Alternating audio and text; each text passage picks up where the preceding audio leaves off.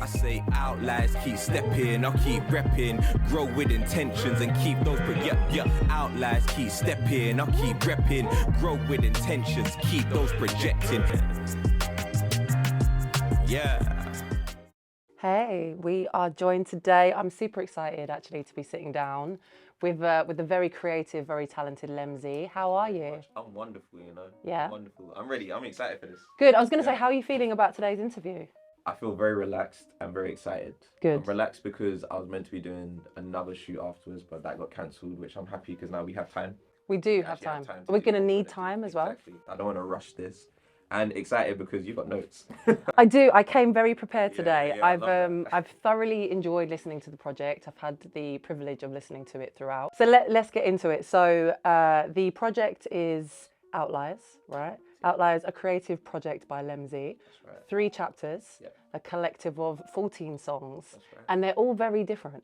Yes, yeah. They are. I definitely felt like listening to it. I felt like it was quite an experience. It's not just listening to music. It's quite immersive. It's very different. It takes you on a bit of a journey. Yeah. Did you write all 3 chapters at the same time, or what was the structure with that? No, they. I don't think I wrote anything together for this project. And that's why it's so incoherent, or how I feel it's incoherent anyway. Just because I feel like different songs came to me at different moments based off of either different ideas, different experiences, and everything was born out of the time of lockdown as well, in that season where like being an artist was kind of a distant thought to me. I wasn't really thinking about, when am I going to write my next hit, or when am I going to write something that's of real value for other people. It was more just, all right, I get a beat, cool, that's what's come out today and I'm going to stick with that. So I think part of the creative process for me for this project has been, how do I actually make this sound like it all goes together, which is why it's called a creative project by Lemzi, more so because it's kind of reflective of some of my more scattered thoughts or opinions or forms of expression, but trying to really display this is still all me. Like stuff that's not on there, that's probably still all me as well, but for where I've been and where I'm at, like this is me. Yeah. Okay, great. So at the beginning, obviously each chapter opens with a prelude, which is great. And I think we were talking about it briefly earlier on. It's almost like a feeling of being in a different room for each prelude. And for the first one, you had specifically said it's not an EP, it's not a playlist, it's not a mixtape. It's a true representation of what was going on through your head during that transition period. So what are we talking about, like pre-lockdown to post-lockdown, or just were you going through something at that time? I was going through a lot at that time. Okay. But I think a lot of it was exacerbated by lockdown. Okay. So went through a breakup, saw people pass away. Obviously things with work were different in terms of like me doing music, and I think a lot of it was really refreshing my ego. I think that's really what this project reflects. Like I had to go to a space where I was back to ground zero for a lot of things that I thought were my core identity. So for me it was, as I said, like, okay, you're now single, okay, now you do not have this job or this position as Lemzi as much as you do. You have to go back to me just being me, which is just Alex who's just chilling at home with his family. And what does that even mean now? Like, are you comfortable with that? Are you happy with that? What else do you feel you want to add to that? And Outlier was that prelude, and I love that you quoted that as well, because it's really important for me that people understand this is not an album, playlist, mixtape, EP. It is its own thing. It's this CP, because it is such an amalgamation of these sporadic thoughts and feelings that I've had over the last transition period. So the last few years, I'd say, but I can feel a difference within myself from pre-lockdown to where I'm at now. Even though I'm still Lemzi, I'm still the same guy, I still make music and I definitely feel a sense of growth and development and more clarity in terms of where I'm trying to go now. Because before I think it was super tunnel vision, but to my detriment, because I thought if I didn't get this tunnel vision approach, then I'm not succeeding in what I'm trying to do. Whereas now it's a lot more open, and it's a lot more willing to receive rather than just give at the moment. So I feel like I'm in a different space now because of that. And as I said, it didn't just feel like music, you know, it felt like feelings and vulnerability and perception and being quite raw and whatnot. So you also mention in the beginning that growth is accepting truth as it is, as it reveals itself, right? So, okay, so as far as growth and things like that, do you feel like you've grown significantly since the lockdown period, or has that sort of always been a theme for you? Because you seem very self-aware. Yeah. Yeah, I feel like that phrase, growth is accepting truth as it reveals itself, is something that came to me, I think, while I was praying one day. And in some of my moments of prayer, like, I kind of try and shut myself off so I'm not thinking too much. It's more, again, it's the receiving factor. And everything that happens to us, or this is my belief, everything that happens to us is a state of growth, essentially, because we're getting older, we're getting more experience, we're just adding things to our life. Even if it feels like something's being taken away, you're actually adding an experience to what you're going through. And we don't, I didn't ask for a lot of stuff that's happened to me, good or bad. And it is that sense of, cool, I know I'm growing because I'm accepting this thing that's actually come into my life, and now I'm using that as an addition rather than seeing it as something that's taken away. Sorry, remind me of a question. No, that's okay. Do you think that the growth, has that really been since lockdown, or being as self-aware as you are, is that a consistent theme in your life? I think it's been a consistent thing. Like, for me, I want to keep growing. I want to keep getting better and better. Well, who doesn't? I mean, like, if you're not growing, what are you doing? Because like, change is just a part of what we have to do and deal with. I just want to always feel like it's going in a direction that feels positive and beneficial to me. But definitely since lockdown, I think my perception of it has shifted more than anything. I think prior to then, I was still very focused on it, but like, just how I view it now is slightly different. Yeah, okay. And do you take change easy? Is it easy for you, or are you a bit resistant to it just as a person? Now it's easier. Okay, good. I was super rigid where I was like, yo, like, unless I've said this is the change that I'm waiting to see and hope for, I don't want it. But now, I think, again, that was just ego. A lot of it was just ego and me feeling like, as long as I'm in control, then I know what's going on, and this is exactly what I need for me. Whereas a lot of the time, I don't know what's best for me. Like, I hope it is the best thing for me, but now I'm a lot more just open to general growth and what that might be, as opposed to, I've written this down, this is exactly what it's going to be, kind of thing. Okay, great. And what do you think is so far like one of your greatest strengths as an individual? I would say my temper. Okay. Yeah, I would say that's my interesting. Temper. Yeah, as in, I don't usually express rage very often. Like, it's not one of the emotions that I delve deep into. I feel it, but not like loads and loads. I don't express it loads and loads. So I feel like, because a lot of the times in a creative industry, things are quite fast paced, and you have to just get on with whatever's thrown at you sometimes. Again, that lack of control sometimes. Because I'm relatively calm, just in comparison to what I see a lot of the time, I'm like, cool, I know this works to my benefit most of the time. There's definitely times where, like, I need to be more outraged and I need to express more passion. Yeah. Like, what? Like, because it has been held against. Like, it's like, you're so laid back, and I'm like, yeah, but I actually care. Like, so it's that kind of balance of, I appreciate the fact that I've got such a calm demeanor a lot of the time, but I know that it shouldn't come with the fact that people think I don't care about certain things or I don't put in effort for certain things. It's like, no, I do. I just haven't developed that knack of really expressing it properly yet. Okay, cool. So of course, greatest strength will come. Is there your greatest weakness that you're working on at the moment, or that you've identified in yourself that you are currently working on?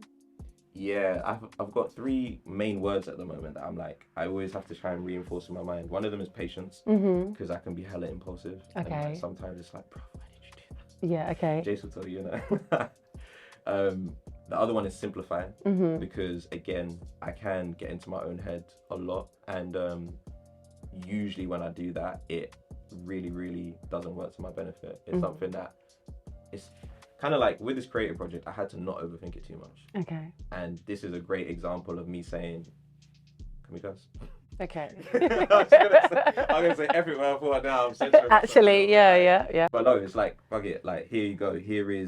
This is me just simplified. Like, this is me not thinking, does this bar make so much sense? Like, a lot of the songs were more freestyles than anything as well.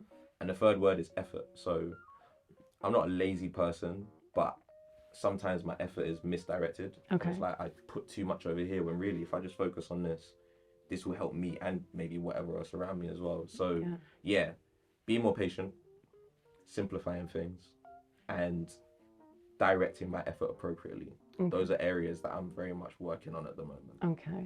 That's very honest of you. Yeah, I'm not here to lie, man. I love that. I love that. Yeah, if we're gonna go in, we might as well go in. And I love that you use the word patience actually, because I quote you refer to in your first track, living in a moment and exercising patience. So, do you think that you're quite present-minded? Do you dwell a lot on what's happened in the past versus anticipating what's coming in the future, or have you managed to accomplish being present? I want to say yes. Okay. I want to say yes. The growth in you wants to say yes. I want to say yes. Yeah. However, I know that do you know what? Generally speaking, yes, in fact. Like, I feel like I'm really in this right now. I'm here with you too. Yeah, we're here. Here with this. Even if I don't look at you sometimes, just because I'm like, I'm in it, but I don't need to see you to know that I'm in it. But when I know I'm not in it, it feels like it's really volatile. It's like, it feels horrible. Yeah. And yeah, that's where whatever it might be, some of my anxiety comes in, and that's where a lot of my impulsive nature comes from. Just a sense of being anxious all of a sudden, and it's like, bro, why are you thinking about whatever that might be over there? Yeah. But that does happen to me relatively often. But I try not to. My memory's terrible. Okay. So Okay. I don't even dwell on the past too much. It's either present or like what is happening later on, kind of thing. So yeah, because of that, because my memory's not great, I try and be as focused on where I'm at and what I'm doing, and just appreciate this moment, because who knows what will happen, man. Like, yeah, no, it's very, very true. We don't know. Yeah, and I want to enjoy these kind of things as much as possible. This is it. That was another thing that I didn't used to do very often. I used to just want to skip to the next step or the next level so quickly that like I would do performances or interviews like this, and it'd just be like, all right. Yeah. And I was like, yo, we're actually chatting. Yeah, Let's have a good conversation. Okay, cool. And I'm going to be devil's advocate here, just because why not? Respecting that you're very present-minded. However, hypothetically, if you could go back in time 10 years and have a quick G-check with yourself, or if you could go forward 10 years and have a little snippet into the future, which one would you go for? I think I'm not going to stay there. I'm going to come back to it. You're going to come straight back. Yeah, it's just a little pop in. Yeah, it's just a little bird's eye view of what's going on. I think I'll go ahead, you know. Would you? Yeah, I think just popping in to see the future might be really, I don't know, that'd be really interesting. I want to know, like, what do I look like there? Yeah. What's my setup on that side? Okay. Then that might stress the hell out of me. Well, this is we had to do the devil's advocate thing. Because when I come back, I'll be like, all right, cool. Is this going to help me? This is what I've got to do. Yeah. No, I'll still go forward. Okay. Yeah. I'm in agreement with you. I'd pop in the future and see what's going on. See if I need to make any drastic changes right now. So as we mentioned, let's bring it back. We've got 3 chapters, right? That's right. You've got Polluted Minds. We've got chapter 2, which is outside, and then chapter 3, which is reasoning. So at the end of, so the first one on chapter 1 is the Slump. Correct. Yeah. I love this track. Oh, I love it. It's very it's very like late night drive. I want to go skating. Just let me get into my, let me kind of center myself. Yeah. That was the kind of vibe. And also what I found interesting is the quote that you put at the end of the track. Yeah. So I'm going to ask you about this. So the quote is, correct me if I'm wrong, it took some time to realize people are deeply invested in their misery. Even if you give them the best things, they want to go through the processes. Where is that quote from? Why did you choose it? And what does it signify to you? Right. So that quote is from a guru called Sadhguru. And he's very like well-renowned in the Western world as one of the leading Eastern gurus kind of thing. And he was on Hot 97 having an interview with Ebro and all of those people. I think that's sick in itself. I mean, I think it's so sick. Yeah. He's been my guy where it's like, actually like in the place. Like, I remember seeing bare comments like, oh, these are 2 of my worlds. Oh my gosh. I love that. I can't believe it. But he was very much talking about like how he had discovered through meditation, just self-actualization, and what that means to him is that I think I think in this interview he said like when he was younger, there was one time he was sitting on some hill for like at least 4 hours, and he didn't realize how long the time had been, but it'd been just him. And how he described it is that he had like activated all of his bodies and his cells. He's like, this level of euphoria and joy is ridiculous. Like I need other people to feel and think this. Yeah. Yeah. And he went on his life's journey has been trying to get people to kind of get to that stage or realize that they can get to that stage. But he's found resistance and people being like, oh, that's long, and try it for a week and then you kind of fall off of it. And that's where he comes to this point of like, regardless of how good that thing that you think you're giving to somebody else, they will all go through their own process in terms of getting there. Yeah. And the Slump is the second song that I wrote on this project. And it was the first one written during lockdown. And I wrote it within an hour or whatever. I just remember hearing the beat and I just kind of let my pen do this. Yeah. And I think that was one of the reasons why a lot of this project is kind of just like, bleh, just this is how I think or feel. And I didn't know how I felt until I read back the lyrics. Okay. I was like, right, I'm not in a good space right now, kind of thing. And I think the reason why that quote is so important for me is that like I've had to just go through my own process to like feel, okay, I'm actually in a space of contentment, or I'm in a space of peace, or I'm in a space of happiness again. And a lot of the project kind of reflects that, where it's like, I'm outside, I'm having fun, there's drinks flowing, there's my people around, it's like short-lived, but it's instant gratification, which is great. Or stuff like Gemini Spirit, where it's like these moments with other people who might make you feel like you're great, but really you're still not there. And then you get to that point of just finding some sort of resonance or peace within yourself. So you've kind of gone through the fluctuations of super low in a slump to super high at other points outside to this kind of more mid-level where you're like, oh, actually, this is where I really feel like I want to be at. So that's why that quote is there. Okay. All right, great. So talking about Gemini Spirit. Sorry. Yeah, listen, this is one of my favorites also. This is kind of sexy.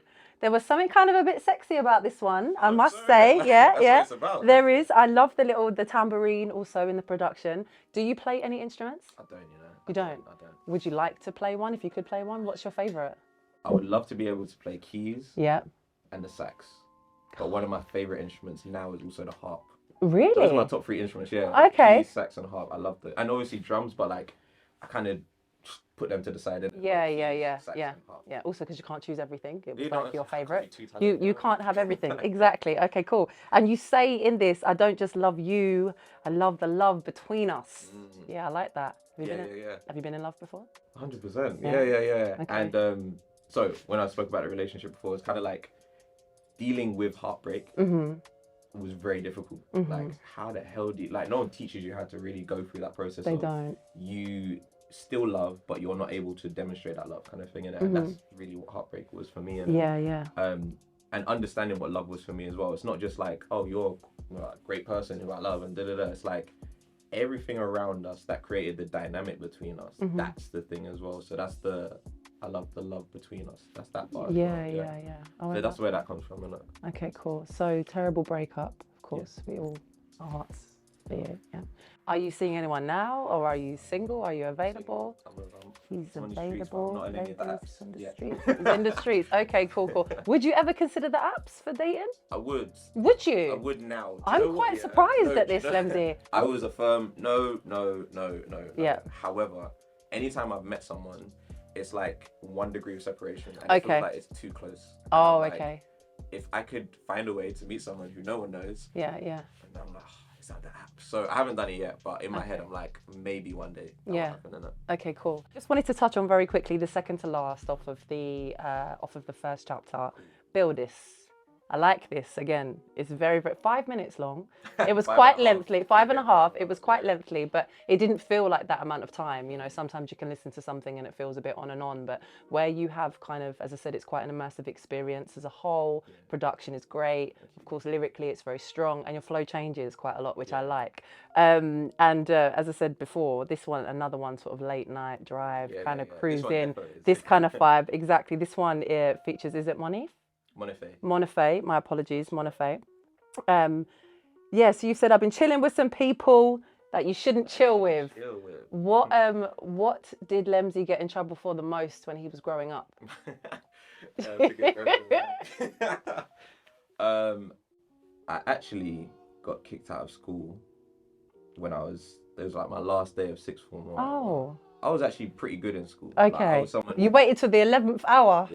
11 hour and 59 minutes. Like, from here, I know. Yeah, please. But that's what I was like in school, where it's like I was always amongst the friends who, or even just the group, where it's like someone's gonna get in trouble. We just know someone will get in trouble. But I was always cheeky without being super naughty, so Yeah. I kind of always get away with stuff. And Okay. I was that kid, and teachers like me and blah blah blah blah blah. But I really resented school, and I knew my parents knew this as well. But because I went to a fee-paying school, private school, I was always like, okay, I've got it, man. I can't do anything too mad. God, just because they're paying for this shit. Like, Yeah.